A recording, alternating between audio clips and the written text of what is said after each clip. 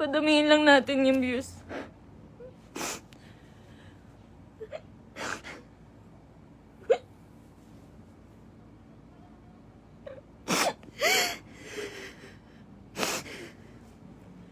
Magsasalita na po ako.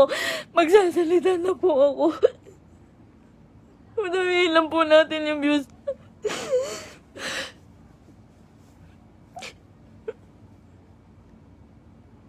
Magsasalita na po ako. Pipilitin ko pong isa-isahin. Pipilitin ko kahit gano'ng katagal tong live na to. Iisa-isahin ko po ang panggagago sa akin ni Merc. Ni Christian Merc Gray.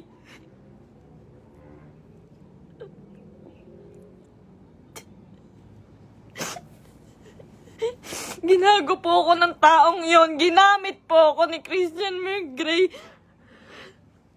Lahat po ng nangyayari sa lahat ng video namin, mula umpisa hanggang ngayon, scripted. Lahat po yun sinunod ko dahil mahal ko siya. Dahil gusto ko ibigay yung buhay na gusto niya. Kung magtataka po kayo kung bakit maraming nawawala sa amin sa Team Merpay dahil sa kanya. Dahil po sa ugali ni Merc.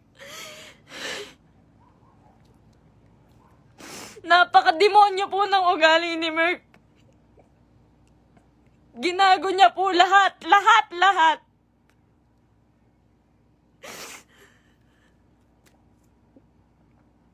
Ito po. Ito na. Umpisa ko na po.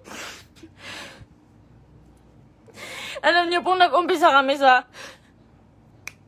Nung galing po siya sa Brusco. Galing po si Merc sa Brusco. Hindi po ako yung dahilan ba't siya nawala doon. Ayaw niya pong mabawasan yung perang kikitain niya dahil po alam niyang malaki. Siya po ang pinakamalaking may kita sa Brusco. Siya po ang may pinakamalaking kita. Yung ibabawas na 5% doon, sa pera ni Merc siguro mababawas doon 16,000.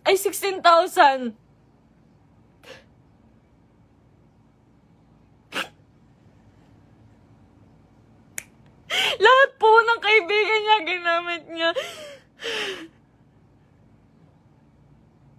Hindi ko na po kasi kaya eh.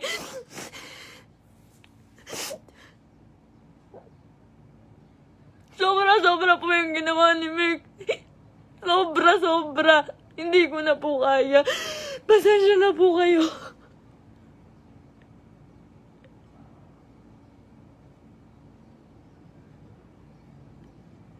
Napakawalang iyang tao niyan ni Merc. Lahat po ginago niya, pamilya ko. Lahat po ng tao sa paligid niya, ginamit niya po. Scripted po lahat ng nangyayari. Sinusunod ko po siya. Kung makikita niyo po, lahat po ng video namin, puro bastos dahil po yun sa kanya. Ayoko po nun, walang may gusto nun. Kayo na pong bahala kung maniniwala kayo ngayon. Wala pong may gusto nun. Lahat po binigay ko sa taong yun.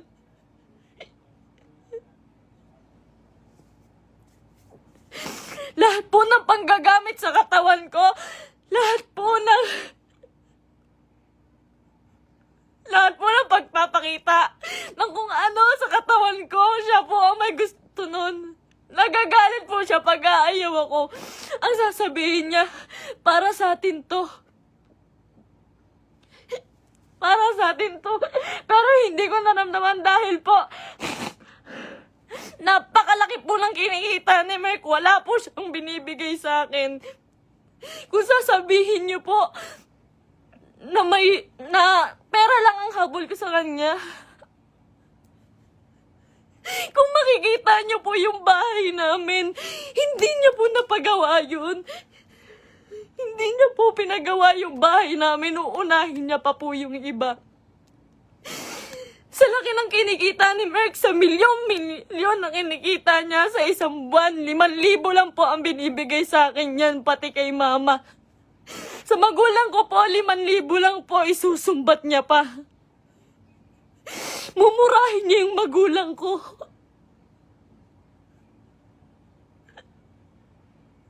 Sasabihin niya, manang-mana ka sa magulang mo. Ang bobobo niyo. Lahat kayo plastic. Ginaganon niya po yung magulang ko, hindi ko na po kaya. Ngayon po, nawawala po si Merk ngayon. Lahat po ng nangyari, scripted po. Scripted. Tinatago po ako ni Merk. Tinatago niya po ako. Hindi niya po ako pinapalabas. Ayoko na po. Ayoko na talaga. Ayoko na po talaga. Ayoko na po. Ang ginagawa niya lang po. Nandito po ako ngayon kasi nawawala po si Merk. 6 na araw na po siyang nawawala. Kasama niya po yung babae niya. Yun dun po sa... Si Pam doon sa video na bago makaganda.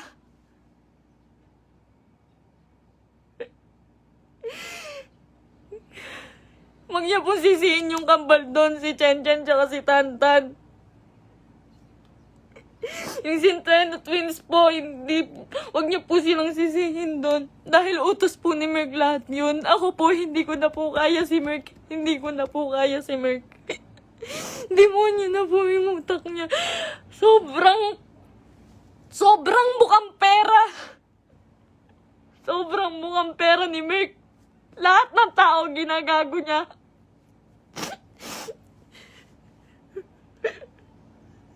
Sinisira niya po yung nanay ko po. Yung nanay ko na nasisira na din po sa inyo. Yung sasabihan po yung nanay ko na mamatay ka na, siya po may utos nun. Ginagawa niya pong robot yung pamilya ko dahil sa akin na lang po tumitingin yung pamilya ko. Ba't nila sinusunod si Merk? Kada pupunta po sila sa bahay,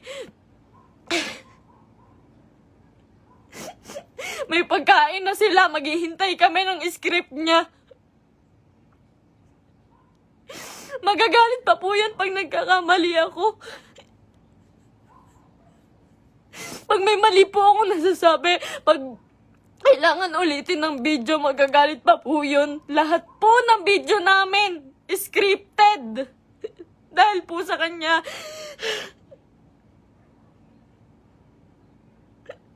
Sobrang abusado.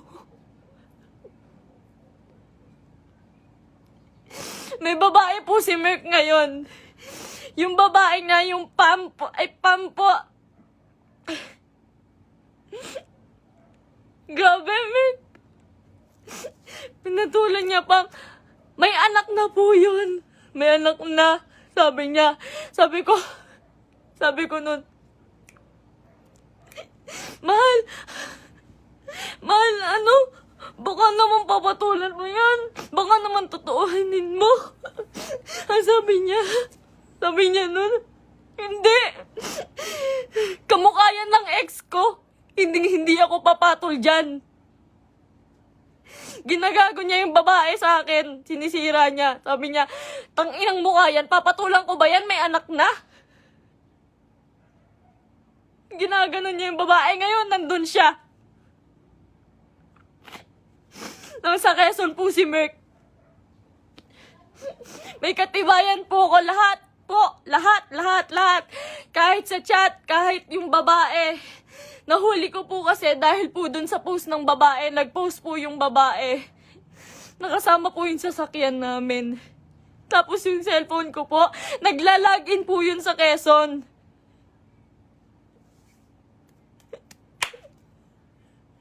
Lahat po ginawa ko kay Merk. Pasensya na po kayo.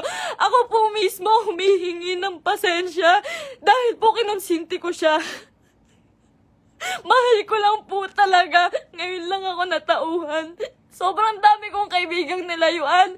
Pamilya dahil ayaw nila ng video namin ni Merk. Sobrang dami ko pong nilayuan. Wala po akong kaibigan ngayon. Wala po akong kahit sino ngayon. Dahil kay Merk, dahil iniingatan ko po siya.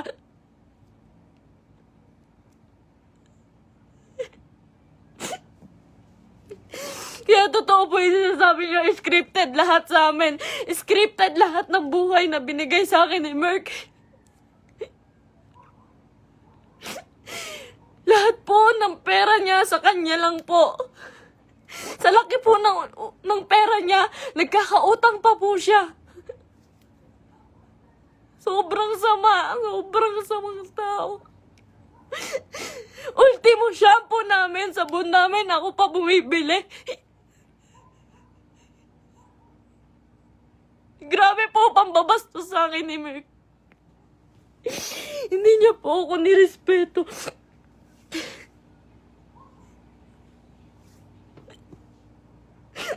Nawalan po ako ng kaibigan dahil sa kanya. Huwag niyo po sisihin lahat po ng taong nakapaligid kay Merk.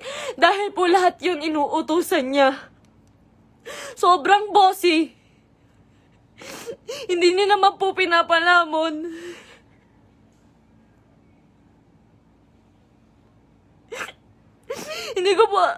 Hindi ko po in-expect na darating po talaga to. So, ilang beses na rin po ako niloko ni Merk about sa babae. Nung una, pumatol siya sa kaibigan ko. Pangalawa, pumatol siya sa pan. Pasensya na po kayo. Kasi alam ko po, scripted po yun eh. Pasensya na po kayo. Ako na po humihingi ng pasensya sa inyo. Ginawa ko lang po yun kasi sobra po akong nagmahal. Bago po namin makuha si Asurada, ang inuulam po namin araw-araw, itlog at tuyo araw-araw para makuha niya lang yung sasakyan niya. Lahat po ng meron siya ngayon, sa kanya po nakapangalan. Pati yung bangko po, sa kanya po.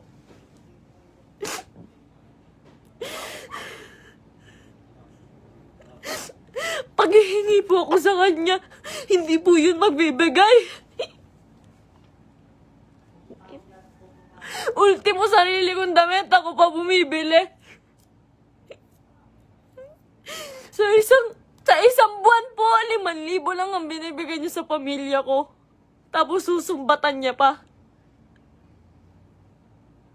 Lahat daw binigay niya sa akin. Yung singseng, sabi niya, 170K daw po yun. Malaman-laman ko, 30,000. Yung tatay ko, binastos niya. Binastos niya yung tatay ko. Hindi po siya nagpaalam sa tatay ko na magpropose siya. Nung time na yun po, hindi po maganda yung nangyari. Yung proposal po. Hindi po ako naniniwala sa proposal na yun dahil po alam ko na hindi totoo, na para lang yun sa video. Lahat po kay Merk hindi totoo.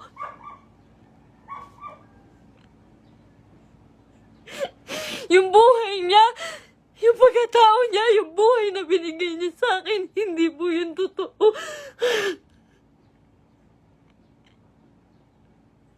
Lahat po ng kaibigan niya na malalapit sa kanya, ginago niya po lahat yun.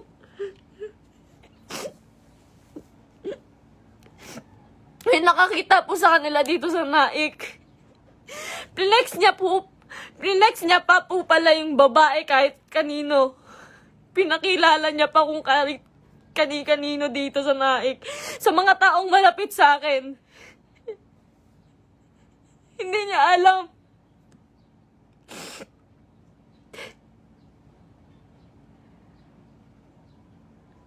Grabe po yung ginawa sa akin.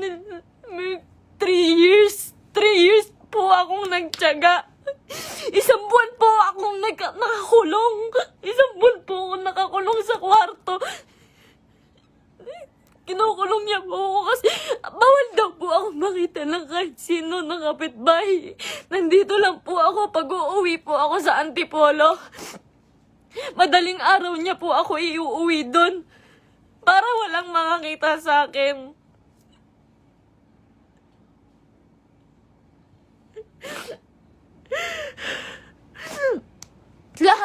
Lahat po ngayon suko na kay Merk. Nung isang araw po nasa ospital ako kasi nagtake po ako ng anxiety. Sobrang depressed na po. Sobrang depressed na po. Hindi niya alam yun. Hindi niya alam na naghahanap ako sa kanya. Kahit saan naghanap po ako. Naghahanap ko siya eh. Kasi mahal ko po siya eh.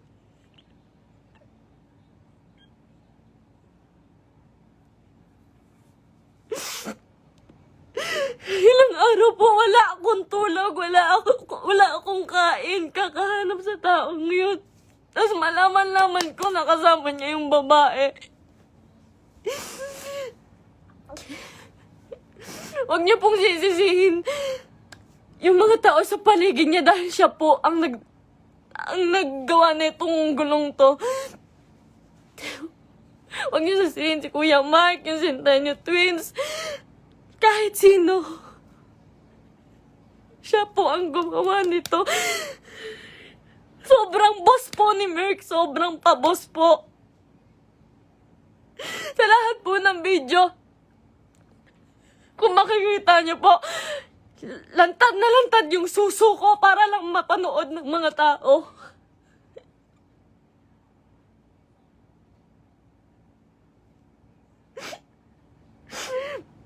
Para lang panoorin niyo, para lang magkapera siya.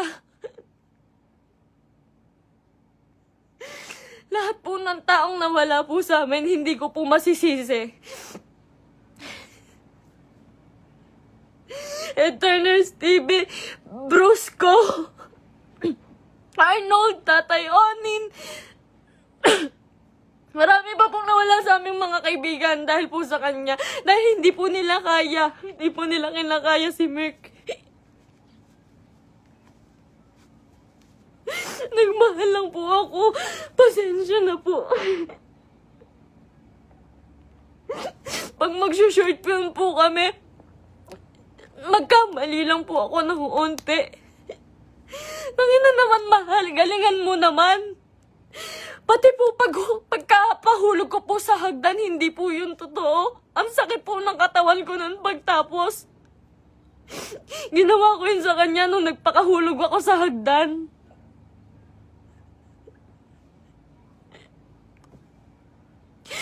May mga pasa po ko lagi pag may nangyayaring hindi magandang prank. Lagi po ako nagkakasugat, nagkakapasa dahil po sa ginagawa namin.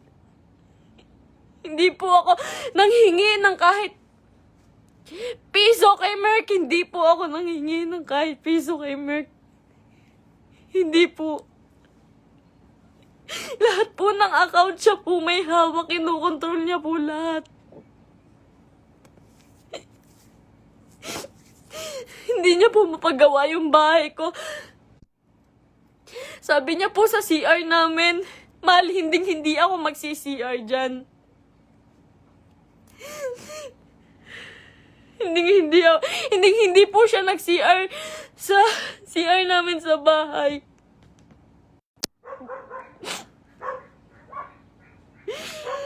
Pero hindi niya po yun mapagawa. Tinitiis niya po yun.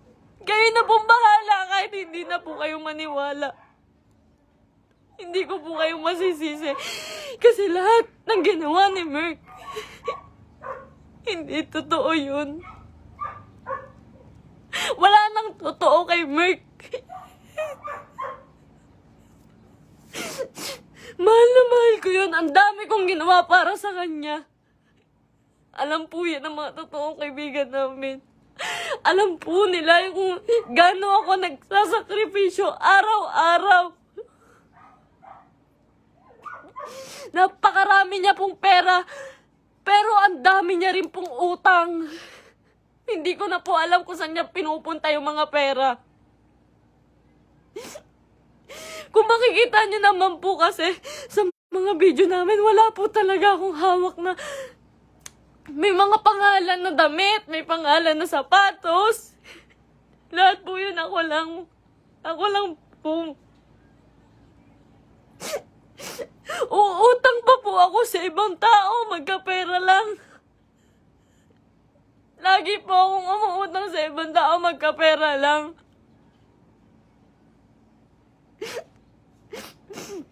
Ayun po, hindi ko na po kaya. Hindi ko na rin po talaga kinaya.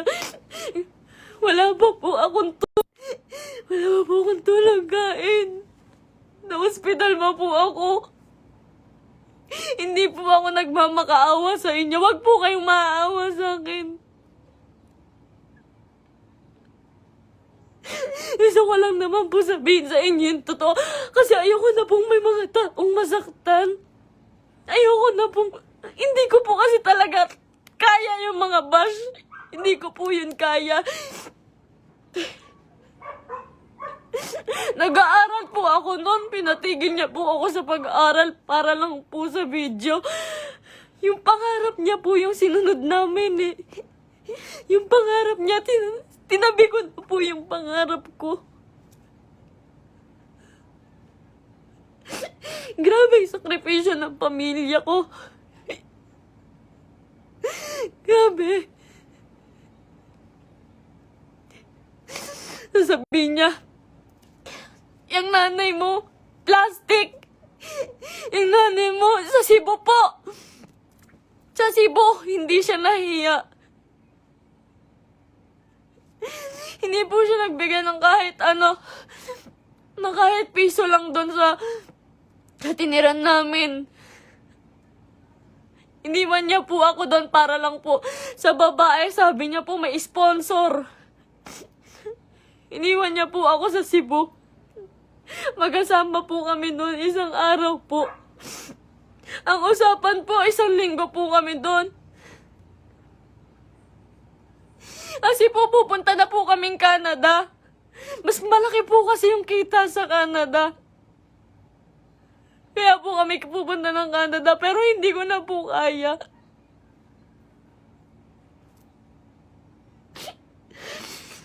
Ganto, ngayon, fiancé niya pa lang po ako, pero grabe na po yung ginagawa niya sa akin. Sobrang mukhang pera ni Merk.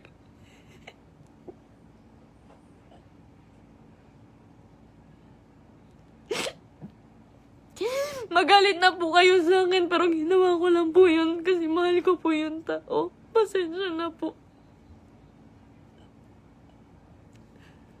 Pasensya na po.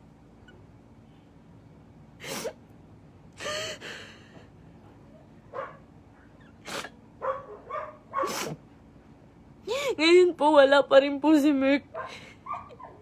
6 na araw na po siyang nawawala. Pinabayaan niya po ako mag-isa nang walang pera. Wala po akong hawak na pera. Pinabayaan niya po ako. Iniwan niya po ako. Ang dami ko na pong utang ngayon kasi po wala akong hawak na pera. Tapos hahanapin ko siya.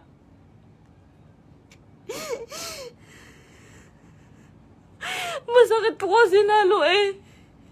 Fiancé na po kasi ako eh.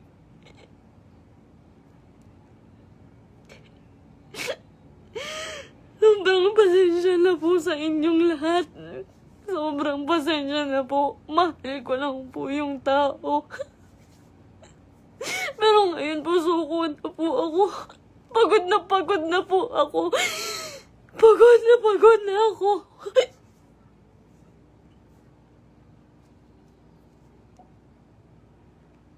Pasensya na po.